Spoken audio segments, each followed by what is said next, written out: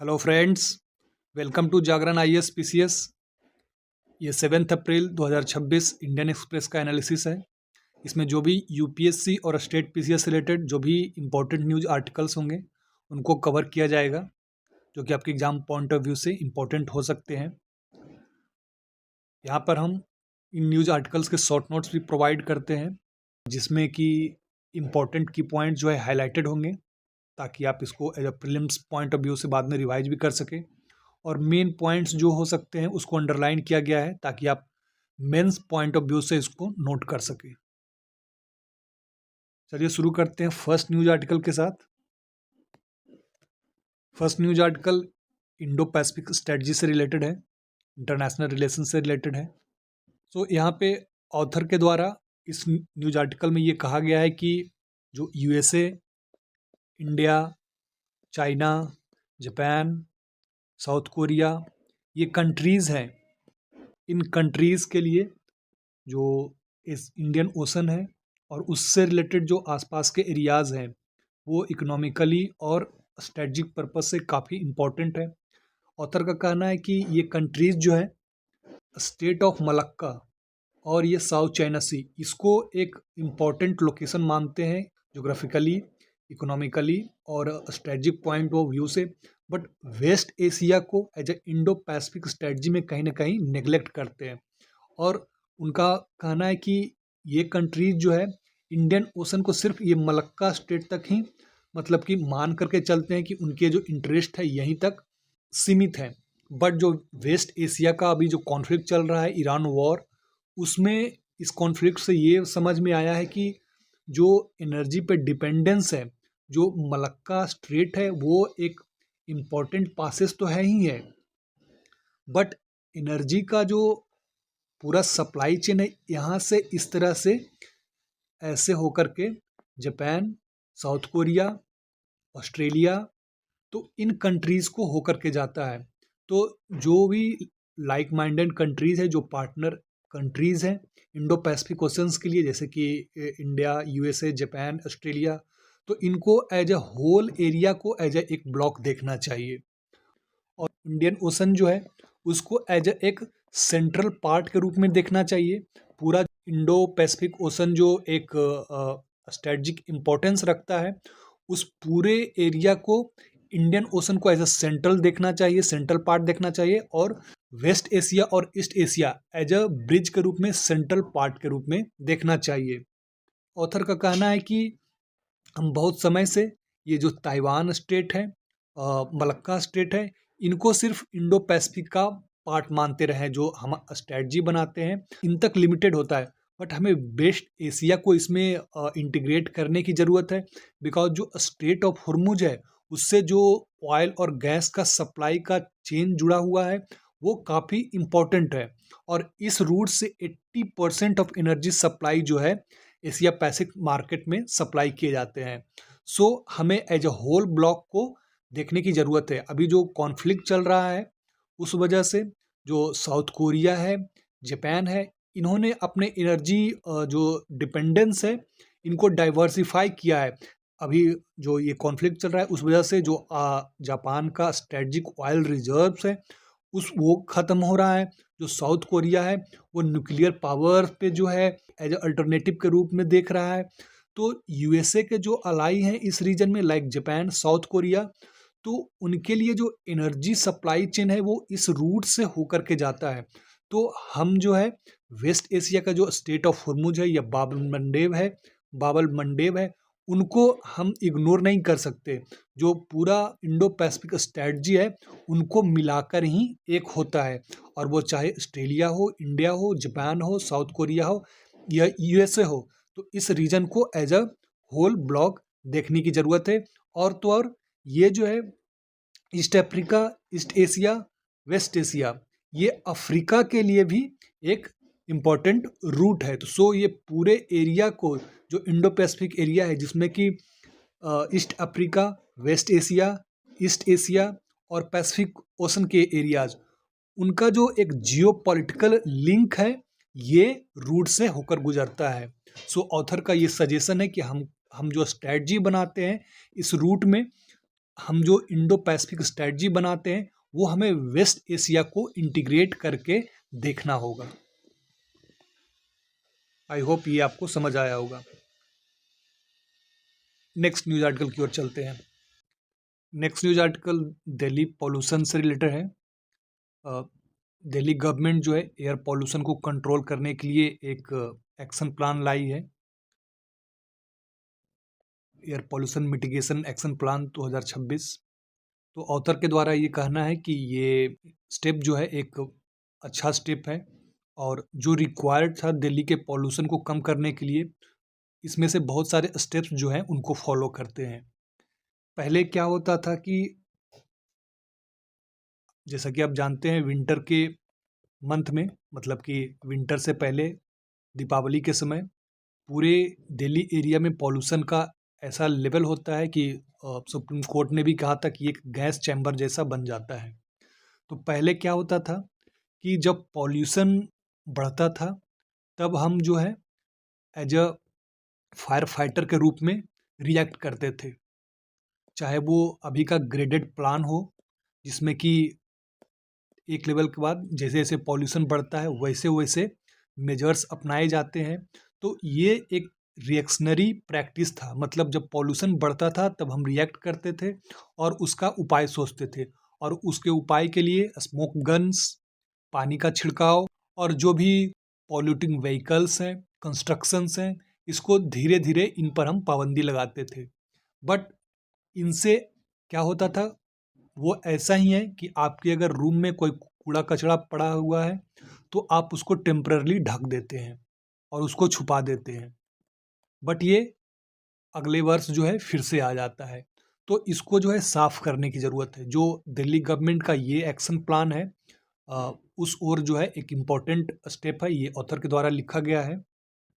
सो इसमें जो important steps हैं वो जो किए जाएंगे वो ये है कि ये जो पॉल्यूशन को क्रिएट करने वाले सोर्सेज हैं जहाँ से पॉल्यूशन हो रहा है उनको टैप किया जाएगा। उनको जो पॉल्यूटिंग टाइम है दीपावली के समय उससे पहले, मतलब कि सालों भर इस पे काम चलता रहेगा। उसके लिए क्या करना होगा, जो जो इम्पोर्टेंट पॉइंट है पॉल्यूशन के, जैसे कि ट्रैफिक, जो रोड, डस्ट है, इंडस्ट्रीज़ हैं, कंस्ट्रक्शन साइट्स हैं, तो मेनली इनकी वजह से पॉल्यूशन होता है। और उस समय विंड भी स्टिल हो जाती है। तो विंड तो स्टिल वो नेचुरल फेनोमेना है, उसका हम बहुत ज़्यादा कुछ नहीं कर सकते, बट ये जहाँ से ये सब गैसेस डस्ट जो क्रिएट हो रही है उसको हम कम से कम रोक सकते हैं। तो उसके लिए क्या करना होगा, जो ट्रैफिक है उसको स्मार्ट वे में मैनेज करना होगा, रियल टाइम मॉनिटरिंग करनी होगी। सो दिल्ली और उसके सराउंडिंग एरियाज में जो पॉल्यूटिंग व्हीकल्स है उसको पहले से ही एंट्री करने से रोकना चाहिए। एक प्रॉब्लम ये है कि प्राइवेट व्हीकल्स बहुत ज़्यादा हैं, बिकॉज पब्लिक ट्रांसपोर्ट जो है वो इतना पुख्ता नहीं है। हालांकि मेट्रो जो है, दिल्ली का मेट्रो एक भीड़ को हटाने, दिल्ली का मेट्रो जो है काफ़ी बर्डन जो है शेयर करता है, बट फिर भी पब्लिक ट्रांसपोर्ट इतना ज़्यादा एक्सपेंडेड नहीं है कि वो जो प्राइवेट व्हीकल्स के कारण जो पॉल्यूशन होते हैं उसको रोक सके। सो इस दिशा में जो इलेक्ट्रिक व्हीकल्स का पुश है वो जल्दी से जल्दी हमें करना चाहिए। इससे रिलेटेड जो चार्जिंग इंफ्रास्ट्रक्चर है उन सब पॉइंट को इंश्योर करना चाहिए।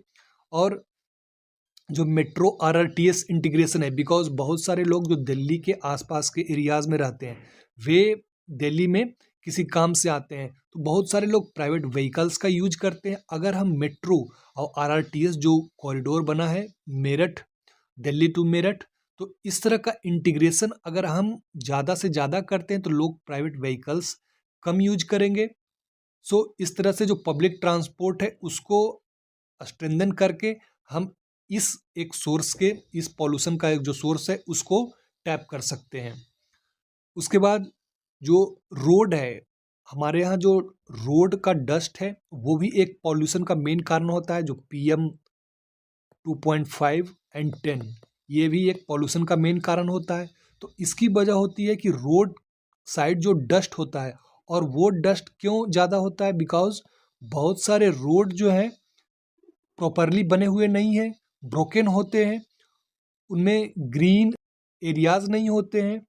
तो इस तरह से डस्ट जो है हवा में उड़ते हैं और वो एक पॉल्यूशन का कारण बनते हैं।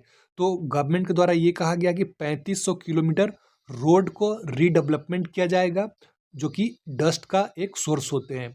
उसके बाद जो कंस्ट्रक्शन एरिया से जो पॉल्यूशन होता है उसकी रियल टाइम मॉनिटरिंग किया जाएगी, मतलब कि जियो टैगिंग के सहारे। जियो टैगिंग क्या होता है? किसी भी चीज़ को डिजिटल मैपिंग से जोड़ दिया जाए तो उसको जियो टैगिंग कहते हैं। तो इन कंस्ट्रक्शन एरियाज़ को, जो कि पॉल्यूशन का एक कारण बनता है, उनकी जियो टैगिंग की जाएगी और रियल टाइम मॉनिटरिंग की जाएगी। उसके अलावा जो लैंड फिल्स हैं, जैसे कि आप जानते हैं दिल्ली में ओखला, वलसावा, गाजीपुर, ये जो है यहाँ पे कूड़ों का पहाड़ लगा हुआ रहता है। तो इनको एक टाइम फ्रेम के अंदर, मतलब कि एक चैलेंजिंग वे में इनको धीरे धीरे रिमूव किया जाएगा और इनकी बर्निंग नहीं की जाएगी, बिकॉज बर्निंग से वो गैसेस, जो पॉल्यूटिंग गैसेस है, वो प्रोड्यूस होती हैं और फिर जब विंड स्टिल होता है तो वो यहाँ से निकल भी नहीं पाते हैं। तो इन सॉलिड वेस्ट का मैनेजमेंट जो है टाइम फ्रेम रहते, एक टाइम फ्रेम से किया जाएगा। उसके बाद जो इंडस्ट्रियल इमिशन है उनकी भी रियल टाइम मॉनिटरिंग की जाएगी और ये सब जो है स्मार्ट तरीके से एआई को यूज करके किया जाएगा। ऑथर के द्वारा बस इस जो एक्शन प्लान है इनमें एक जो लूप होल्स दिखाई दिया वो है फायर क्रैकर्स को लेकर के, मतलब कि इनमें फायर क्रैकर्स को लेकर के कोई पुख्ता रूल नहीं है। सो ऑथर के द्वारा सजेस्ट किया गया है कि फायर क्रैकर से भी रिलेटेड एक पुख्ता रूल्स एंड रेगुलेशन होने चाहिए। सो ऑथर के द्वारा कहना है कि अगर इन सब जो एक्शन प्लान है, ये एक्शन प्लान को जो लाया गया है, अगर हम इसको प्रॉपरली अगर इम्प्लीमेंट करते हैं तो अगला विंटर जो है हमारे लिए लेट पॉल्यूटेड हो सकता है। आगे बढ़ते हैं नेक्स्ट न्यूज आर्टिकल की ओर। Next news article explained section से रिलेटेड है। अभी कुछ समय पहले चाइना और पाकिस्तान के द्वारा ज्वाइंटली एक पीस इनिशिएटिव लाया गया था, जो इजराइल ईरान वॉर चल रहा है, इससे रिलेटेड एक पीस इनिशिएटिव को लाया गया था। सो ऑथर के द्वारा ये इसका रीज़न बताया गया है कि चाइना इतना एक्टिवली क्यों इंगेज्ड है। तो ऑथर का कहना है कि चूँकि चाइना इस रूट से जो गल्फ़ कंट्रीज़ है उनके साथ ट्रेड चाइना का एक बहुत बड़ा पार्ट है और इस रूट से होकर चाइना का एक्सपोर्ट सिस्टम जो है, एक्सपोर्ट सप्लाई जो है यूरोप की तरफ जाता है। तो ये पूरा रूट जो है वेस्ट एशिया का चाइना के लिए इम्पोर्टेंट है। सो चाइना पहले जो एक साइलेंट पैसिव एक्टर की तरह काम करता था, इस तरह के मेडिएशन प्रोसेस में पार्टिसिपेट कम ही करता था। बट कुछ सालों में ये देखा जा रहा है, जैसे कि आप देख सकते हैं सऊदी अरेबिया और ईरान के बीच कुछ समय पहले चाइना ने एक मेडिएशन करवाया था। अभी जो है इस तरह का डिप्लोमेटिक रोल जो है, ऑथर के द्वारा कहना है, वो इनके जो ट्रेड रूट इफेक्ट हो रहा है उस वजह से चाइना जो है इस तरह का रोल प्ले करना चाहता है। सो ऑथर का कहना है कि चाइना का डिप्लोमेसी जो है पैसिव एक्टर से एक एक्टिव क्राइसिस मैनेजमेंट की तरफ शिफ्ट हो रहा है। और जो स्टेट ऑफ हुर्मुज है, बाबल मंडेब है, ये चोक पॉइंट्स हैं। ये जो है ये चाइना से यूरोप के बीच, चाइना और गल्फ के बीच एक इम्पॉर्टेंट रूट तो है ही है, ये साथ ही चाइना और यूरोप के बीच भी एक इम्पॉर्टेंट रूट है ट्रेड का, और चाइना इसके थ्रू काफ़ी एक्सपोर्ट करता है। सो इस तरह से जब ये रूट जो है अफेक्टेड होते हैं तो नेचुरली ऑयल और गैस सप्लाई, बिकॉज चाइना भी हैवली ऑयल के इंपोर्ट के लिए इन एरियाज़ पे डिपेंडेंट है। और जैसा कि मैंने पहले बताया, ये इम्पोर्टेंट ट्रेड रूट्स हैं उनके लिए। इसके साथ 2021 में चाइना ने ईरान के साथ एक स्ट्रेटजिक कोऑपरेशन, इस अग्रीमेंट को साइन किया था। इसके अलावा जो हॉर्मुज है, स्टेट ऑफ हॉर्मुज है, और मलक्का स्टेट है, बावल मंडेब है, तो ये दोनों तो इम्पोर्टेंट हैं। ये चाइना के लिए मलक्का स्टेट जो है बहुत इम्पोर्टेंट है, और चाइना ये समझता है कि अगर ये स्टेट को कभी कुछ इफेक्ट होता है, अगर चोक पॉइंट बनता है, तो चाइना के लिए एक बड़ी दिक्कत क्रिएट हो सकती है। सो चाइना जो है अपने ट्रेड रूट को डाइवर्सिफाई कर रहा है, ट्रेड को नहीं, ट्रेड रूट को डाइवर्सिफाई कर रहा है, मतलब कि अलग अलग पॉसिबिलिटीज रूट के लिए खोज रहा है। जैसे कि एक बेल्ट एंड रोड इनिशिएटिव जो है उसी प्रयास का एक हिस्सा है, जो कि चाइना के ट्रेड सिक्योरिटी के लिए इम्पोर्टेंट है। उसके बाद ऑथर ने ये कहा है कि ये जो वेस्ट एशिया या फिर पूरे इंडियन ओशन में यूएस का जो रोल है वो एक हाईली इंगेज्ड पार्टनर का है, हाईली इंगेज्ड एक्टर का है। जैसे कि यूएसए जो है इन एरियाज में मिलिटरली, पॉलिटिकली और इकोनॉमिकली तीनों तरीके से इन्वॉल्व रहता है। बट चाइना का जो इंगेजमेंट रहा है अभी तक वो सिलेक्टिव रहा है, मतलब जहाँ इसके इंटरेस्ट अफेक्ट होते हैं वहीं सिर्फ ये इंगेज करता है। तो अभी तक जो यूएसए का पूरा इन्वॉल्वमेंट रहा है वो एक सिक्योरिटी मैनेजर की तरह रहा है, और जो चाइना है वो जब इसके इंटरेस्ट अफेक्ट होते हैं तब ये जो है एक क्राइसिस मैनेजर के रूप में इस एरिया से डील करता है। सो चाइना जो है जो चाइना की पहले पॉलिसी थी उसमें अब शिफ्ट आया है, ये एक्टिव होकर क्राइसिस मैनेजमेंट कर रहा है। मतलब ये जो आप पीस प्रोसेस का इनिशिएटिव देख रहे हैं वो जो है चाइना अपने ट्रेड रूट को इंश्योर रखने के लिए कर रहा है। नेक्स्ट न्यूज आर्टिकल की ओर बढ़ते हैं। चलिए आगे बढ़ते हैं नेक्स्ट न्यूज आर्टिकल की ओर। इंडिया जो है न्यूक्लियर रिएक्टर में एक इम्पॉर्टेंट अचीवमेंट को प्राप्त किया है। सो ये न्यूज़ में है, कलपक्कम, ये तमिलनाडु में है। यहाँ पे न्यूक्लियर रिएक्टर का एक स्टेज होता है फास्ट ब्रीडर रिएक्टर, इसमें जो है इम्पॉर्टेंट अचीवमेंट प्राप्त किया है। सो ये न्यूज़ में है। सो जैसा कि आप जानते हैं कि अभी जो कॉन्फ्लिक्ट चल रहा है तो ये डिस्कशन तेज है कि हम कैसे अपने एनर्जी रिसोर्सेज को डाइवर्सिफाई करें। तो न्यूक्लियर एनर्जी जो है एक ह्यूज पोटेंशियल है पावर के लिए, बट इसके लिए टेक्नोलॉजी भी डेवलप्ड है। बस इसके लिए जो इंफ्रास्ट्रक्चर चाहिए, जो इसके लिए पूरा का पूरा इकोसिस्टम चाहिए, उसको इंस्टॉल करने में टाइम लगता है।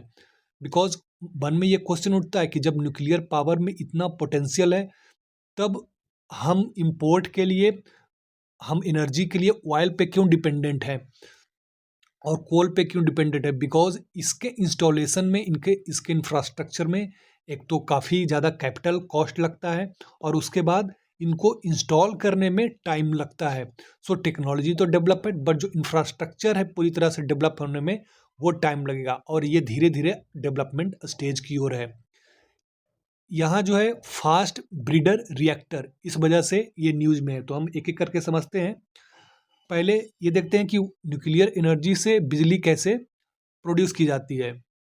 तो हम जैसा कि जानते हैं कि न्यूक्लियर फिजन, इसमें क्या होता है कि हैवी जो मॉलिक्यूल्स होते हैं, यूरेनियम, प्लूटोनियम, इनके मॉलिक्यूल्स, इनके जो न्यूक्लियस होते हैं इसको छोटे छोटे न्यूक्लियाई में ब्रेक किया जाता है, जिससे न्यूट्रॉन के स्ट्राइक के द्वारा इनके न्यूक्लियस को ब्रेक किया जाता है, जिससे एनर्जी प्रोड्यूस होता है, जिससे एनर्जी रिलीज होता है और बाई प्रोडक्ट्स के रूप में प्लूटोनियम प्राप्त होता है। तो ये एनर्जी जो है किस रूप में होता है? हीट एनर्जी के रूप में होता है। ये हीट एनर्जी क्या करता है? स्टीम प्रोड्यूस करता है, और इसी स्टीम से गैस टरबाइन, जो टरबाइन होता है उसको चलाया जाता है और फिर इस टरबाइन से इलेक्ट्रिसिटी प्रोड्यूस की जाती है। सो यहाँ पे फास्ट ब्रीडर रिएक्टर क्या है? तो नॉर्मल जो रिएक्टर होता है उसमें आप फ्यूल को बर्न करते हैं और उससे एनर्जी प्राप्त करते हैं, लेकिन ये फास्ट ब्रीडर रिएक्टर क्या है? फ्यूल को बर्न करके फ्यूल से एनर्जी तो मिलता ही है, उससे फिर नया फ्यूल भी क्रिएट होता है। ये फास्ट ब्रेड रिएक्टर जो है नॉर्मल रिएक्टर से डिफरेंट होता है। सो ये जो है इंडिया में जो न्यूक्लियर पावर रिएक्टर है 3 स्टेज में डेवलप किया जा रहा है। जो पहला स्टेज है उसमें यूरेनियम के द्वारा एनर्जी प्राप्त की जाती है और जो बाय प्रोडक्ट के रूप में प्लूटोनियम प्राप्त होता है। ये प्लूटोनियम जो है सेकेंड स्टेज में प्लूटोनियम एज अ फ्यूल को यूज करके एनर्जी प्रोड्यूस करता है प्लस नए प्लूटोनियम फ्यूल को प्रोड्यूस करता है। ये सेकंड स्टेज का प्रोसेस है, ये फर्स्ट स्टेज है। और थर्ड स्टेज में क्या होता है, थोरियम को फिजिबल मटेरियल में बदला जाता है प्लूटोनियम के द्वारा। वो क्यों? थोरियम को जो है, अकेले थोरियम को एज अ फ्यूल के रूप में न्यूक्लियर रिएक्टर में यूज नहीं किया जाता, बिकॉज वो फिसाइल नहीं होता है। फिसाइल कहने का मतलब है कि जैसे कि यूरेनियम 235 जो एक आइसोटोप है यूरेनियम का, उससे हम हीट प्रोड्यूस कर सकते हैं, उससे हम एनर्जी प्रोड्यूस कर सकते हैं। बट थोरियम जो है, इससे अकेले हम हीट को प्रोड्यूस नहीं कर सकते। उसके लिए इसको प्लूटोनियम के साथ मिला करके इसको फिजिबल बनाया जाता है। सो इंडिया में जो है थोरियम का रिजर्व केरला, तमिलनाडु, उड़ीसा, आंध्र प्रदेश और गुजरात, इनके कोस्टल एरियाज में काफ़ी रिजर्व है।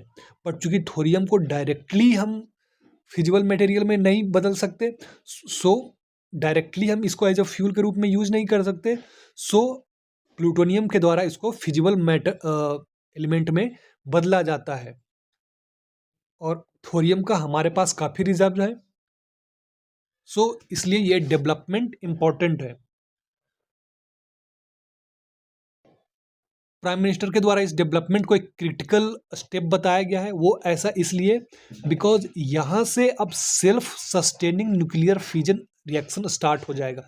सेल्फ सस्टेनिंग क्या कहने का मतलब क्या है, फ्यूल से एनर्जी प्लस नया फ्यूल, और फिर इसी फ्यूल को न्यूट्रॉन से स्ट्राइक करवा करके फिर से एनर्जी और फिर से फ्यूल, और यही साइकिल जो है चलता रहेगा।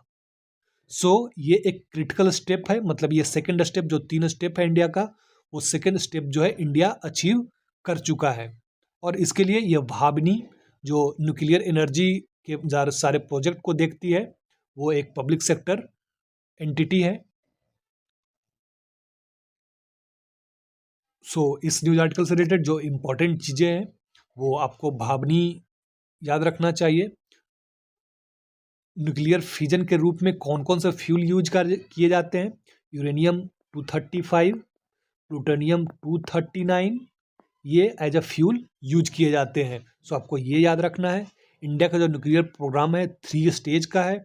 इंडिया में थोरियम का रिजर्व बहुत ही ज़्यादा है, और वो केरला, तमिलनाडु, उड़ीसा, आंध्र प्रदेश और गुजरात, इनके कोस्टल एरियाज में काफ़ी भरा हुआ है।